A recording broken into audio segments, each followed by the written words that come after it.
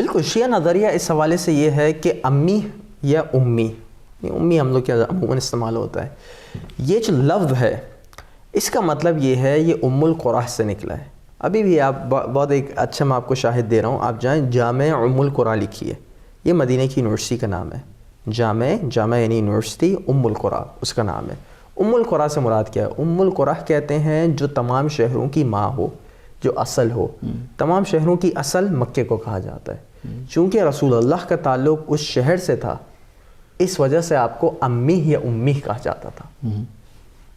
ذہن میں رہے، کیوں؟ رسول اللہ کا تعلق مکے سے تھا، جب ہی آپ کو اس بنا پہ امی کہا جاتا تھا. ایک وجہ جو محققین اور بیان کرتے ہیں شیعہ علماء، وہ یہ امی اس معنوں میں استعمال ہوتا ہے جس کو لکھایا اور پڑھایا نہ گیا ہو. فرق ہے کسی اور سے، یعنی اس کو کوئی معلم نہ ہو، کوئی استاد نہ ہو.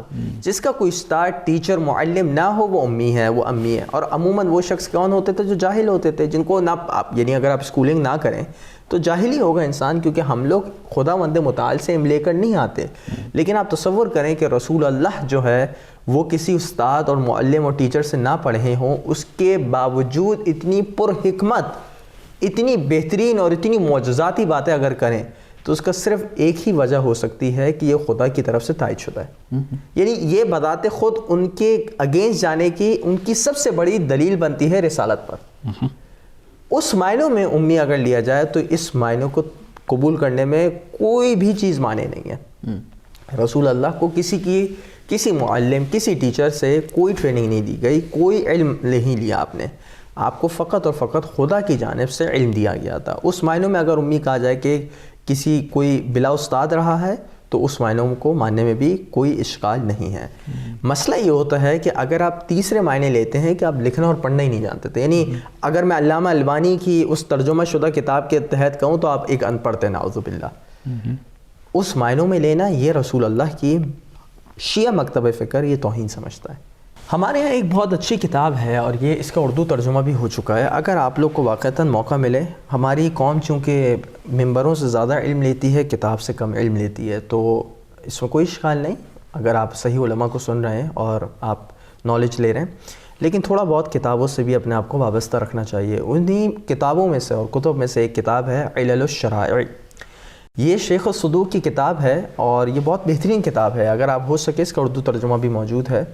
اس میں اگر آپ جائیے اور اس میں جو باب نمبر 105 ہے، اور یہ میرے پاس جو عربی اس کا نسخہ ہے صفحہ نمبر 126 ہے، اس میں وہ پوری علت بیان کرتے ہیں، وجہ بیان کرتے ہیں. التی من اجلها سمی النبی الامی، کہ وہ وجہ، وہ علت جس کی وجہ سے رسول کو امی یا امی کہا گیا ہے. یہ دیکھیں میں کبھی کبھی صرف اس وجہ سے کہ ہماری صحیح لفظ کچھ ہوتا ہے لیکن ہماری مستعمل شدہ لفظ کچھ اور ہوتا ہے، تو میں مستعمل شدہ لفظ ہی اب کہوں گا، جو صحیح لفظ ہے بھی میں اس سے احتضار کرتا ہوں کیونکہ ہم لوگ کی اور کنفیوژن ہو جائے گی. تو کیوں رسول اللہ کو امی کہا جاتا تھا؟ اس حوالے سے وہ مختلف روایات کو لائے ہیں اور اب ہم ان روایات سے استفادہ کرتے ہیں. پہلی روایت جو ہے وہ صفحہ نمبر 126 پر ہے.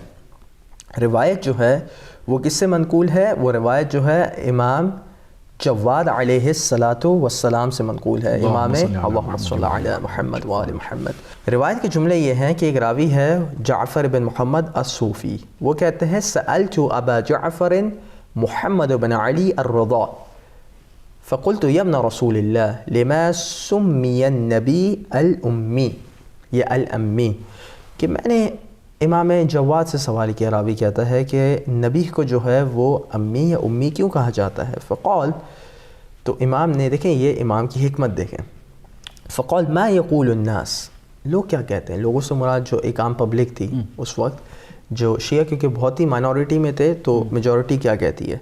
قلت، میں نے کہا یزعمون، وہ یہ دعویٰ کرتے ہیں، ان کا یہ بیان ہے، انہ انما سمی امی لأنہ لم یحسن ان یکتب، کہ وہ لوگ یہ کہتے ہیں کہ آپ کو امی یا امی اس وجہ سے کہا جاتا تھا کہ آپ لکھ نہیں سکتے تھے، آپ کی لکھائی اچھی نہیں تھی.